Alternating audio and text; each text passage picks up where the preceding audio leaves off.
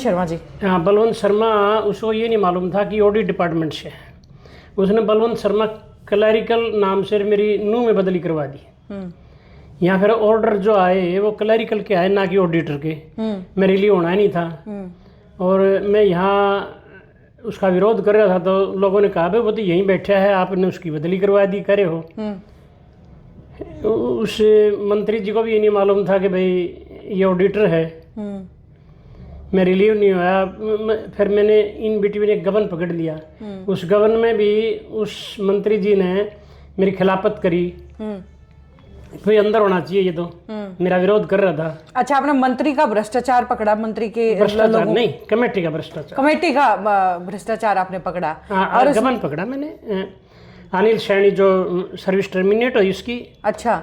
एक मैडम थी कमला, ऑडिटर, उसकी इंक्रीमेंट बंद हुई। हाँ। मैंने भी 5-6 मेरे खिलाफ एफिडेविट दिवा दिया कि भाई ये इस गबन में शामिल है। और मैंने 6 साल तक कोर्ट भुगती, मैं बरी हुआ। और वो टर्मिनेट हो गया और उसकी इंक्रीमेंट रुकी। जी, चलिए अब शुरू से शुरू करते हैं, ठीक है? करें।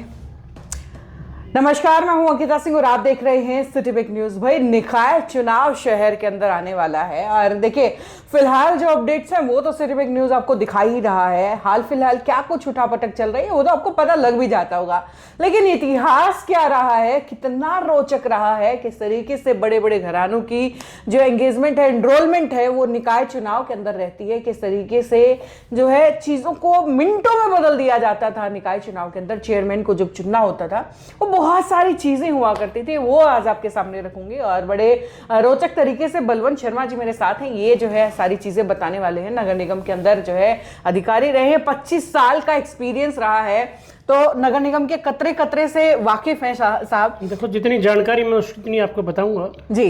तो शुरुआत करते हैं। जब 1987 से मेरे ख्याल से चुनाव शुरू हुआ नगर निगम का, तो पहले चेयरमैन चुने जाते थे, उसके बाद मेयर चुने गए। सुना है मैंने चेयरमैन के अंदर चेयरमैन चुनाव के अंदर खरीद फरोख्त बड़ी होती थी, पार्षदों को मिनटों में खरीद लिया जाता था, कभी उन्हें देश घुमाया जाता था, कभी विदेश घुमाया जाता था और उनके बदले पार्षदों के वोट लेकर के चेयरमैन बनाया जाता था। सच है क्या? देखो, इस देश में पार्लियामेंट से लेके असेंबली हो और जो छोटा इलेक्शन पंचायत का हो, तो इनमें सभी में ऐसा देखने में सर्वविदित आया है। सर्वविदित है, यानी कि हिसार में भी आपने चर्चे जरूर सुने होंगे, देखा जरूर होगा। देखा तो नहीं, क्योंकि मतलब ये चीजें तो अंदर खाने होती हैं। हाँ। मगर सुनने में ऐसा आता है कि भी ऐसा होता है। जिक्र खूब चले हैं, जिक्र खूब चलते हैं। कौन से, अगर चुनाव की बात करें तो, क्योंकि देखिए बहुत सारे चेयरमैन रहे, किसके वक्त सबसे ज्यादा खरीद फरोख्त हुई या किस साल के अंदर हुई? हम साल की बात कर लें या किस साल तो मुझे ध्यान नहीं। चौधरी भजनलाल की कोठी पर क्या त्रिलोक सातरोड वाले को चेयरमैन बनाकर आए थे। इन बिटवीन ही जो ये मैं बता दूं आपको, ये दूसरे चेयरमैन का टाइम का जब बात करें, जब दूसरा जो है चेयरमैन चुना जाना था शहर का, सबसे पहले जो है वो गुप्ता साहब रहे और दूसरी बार जो है कृष्ण सिंगला जी बनने थे। कृष्ण सिंगला टिट्टू बन गए। हाँ, दूसरी बार बन गए, लेकिन उनके कंपटीशन में ये सातरोडिया जी का नाम थे, त्रिलोक सातरोडिया थे। त्रिलोक सातरोडिया। अब बताइए। हमें यही तो कह रहा था कि भाई वहाँ चौधरी भजनलाल चीफ मिनिस्टर होते थे, उसकी कोठी से त्रिलोक सातरोडिया को चेयरमैन बनाया गया था। ठीक है। रास्ते में ही क्या बदला सदली हुई, क्या हुआ क्या नहीं हुआ, ये तो उनको ही मालूम है। मगर जब वोट पड़े तो कृष्ण सिंगला टिट्टू चेयरमैन बन गए। अब कमाल की बात ये देखिए कि चौधरी भजनलाल की कोठी से जब सारे निकले हैं बस में भर के, तो जो है सातरोडिया जी को जितवा करके वहां से निकले, वहां से वो जीत का सेहरा वहां बांध के निकले हैं, आगे कुर्सी पर जा करके बैठ जाते हैं। जलेबी खा करके आए थे। वहां से जलेबियां खा करके आए थे और वहां जाकर के देखिए मिठास आई किसी और के हिस्से में, यानी कि कृष्ण सिंगला को जो है वहां पर जितवा करके बैठा दिया गया कुर्सी के ऊपर। किसकी मेहरबानी से जो है कृष्ण सिंगला सबसे आगे निकले?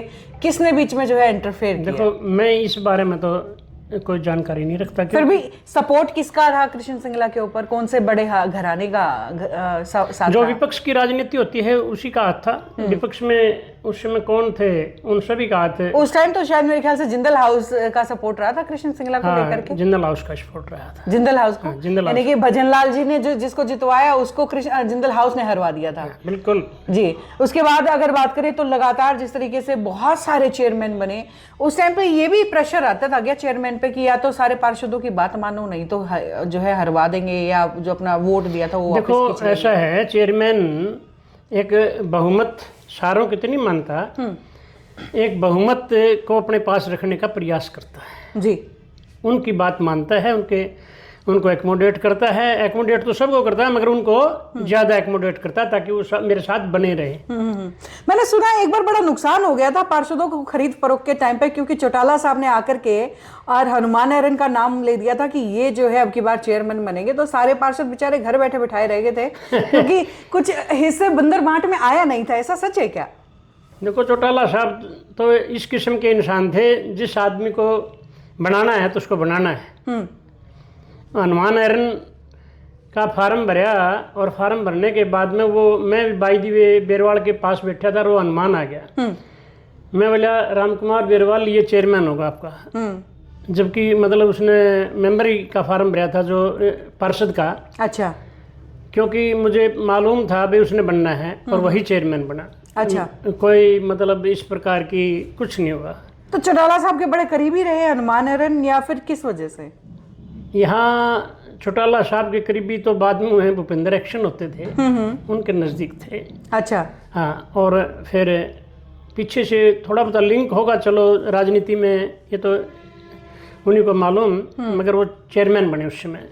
कोई पार्षद वार्षद सभी उनके साथ थे। चलिए, और उसके होंगे मतलब बाई दी 2-4 होंगे तो उनका कोई मायना नहीं रखते। 31 होते थे, फिर 31 होते थे उस समय, 31 होते थे।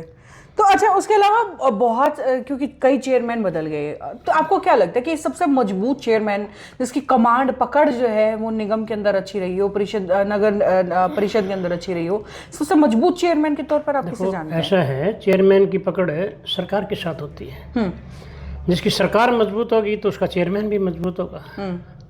सरकार तो फिर चौटाला साहब की मजबूत थी, हनुमान मजबूत थे, और उसके बाद तब तक हनुमान थे जी, है ना? हाँ बिल्कुल। इसमें क्या दौरा है, मतलब जब आदमी की पहुंच ऊपर तक होती है तो उसकी।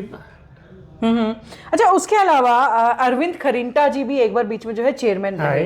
मैंने सुना खूब धड़ल्ले से जो है उन्होंने ये जो साइडों में जितना भी क्या बोलते हैं उसको, अवैध कब्जे, हाँ मैंने खूब सुना है कि उन्होंने खूब अवैध कब्जों को जो कब्जे उसने नहीं हटाए बिल्कुल भी। ये जो रोड है अपने, उसमें एक सफ़ेद लाइन सी लगाते थे, सफ़ेद पट्टी, हाँ। सफ़ेद पट्टी लगाते थे ताकि 7 दिन ये इतना रोड खाली रहे जी, दुकानों के सामने, बाजारों में। हाँ। और थोड़े बहुत जो चबूतरे थे वो हटाए, और अवैध कब्जे तो मुझे लगता है कोई हटाता ही नहीं। अच्छा, यानी कि ये काम करने की हिम्मत कोई करता नहीं, थोड़ी बहुत की है उन्होंने, वो अरविंद खरींटा ने चबूतरे हटा के, या कोई ऊपर से दबाव रहता जब करते हैं। अच्छा, तो ये अपना बिहारीलाल राणा जी हैं, वो आरोप लगाते हैं, क्या कहते हैं जी, अरविंद खरींटा ने वो जनता की सेवा के लिए नहीं लगाए, अपनी पर्सनली दुश्मनी के लिए लोगों के चबूतरे तोड़वाए हैं। ये देखो, उनको ज्यादा मालूम होगा कि हो सकता है कि देखो सारे बाजारों में घूमे, पता नहीं उन्होंने किस सोच के साथ उसकी पर्सनली दुश्मनी थी, या बाजार को खुला करना था, ये तो उसका अपना नजरिया हो सकता है जी। वैसे जो उस टाइम के सीएम रहे, अलग अलग टाइम के वक्त के, जैसे चाहे भजनलाल जी की बात करें, या जो है हम ओम प्रकाश चौटाला जी की बात करें, या फिर जो बंसीलाल जी की बात करें, इंटरफेयर जो है नगर निगम के अंदर, नगर परिषद या उस टाइम जो नगर पालिका रही, इंटरफेयर कौन से सीएम का सबसे ज्यादा रहता था? देखो ऐसा है, मैं आपको बताता हूँ, इंटरफेयर तो सिर्फ सरकार बनाने तक ही रहता है इनका। अच्छा, उसके बाद तो इनका इंटरफेयर नहीं होता। जो इंटरफेयर है सरकार बनाने में, जो लोकल गवर्नमेंट होती है, जो कमेटियाँ, निगम, वहीं तक रहता है। बाकी तो जिसके ऊपर पकड़ होती है ना, उसको वैसे ही मतलब सभी पार्षद समझते हैं कि भाई ये हटेगा तो नहीं, ठीक है चलने दो, जैसे भी चलने दें। कोई किस्सा उस वक्त का ऐसा बताना चाहेंगे किसी चेयरमैन को लेकर, नगर निगम, नगर जो परिषद भी रहा उसमें, या नगर पालिका रहा, तो कोई किस्सा ऐसा कोई याद हो आपको को जो साझा करना चाहते हो, कोई भी किस्सा?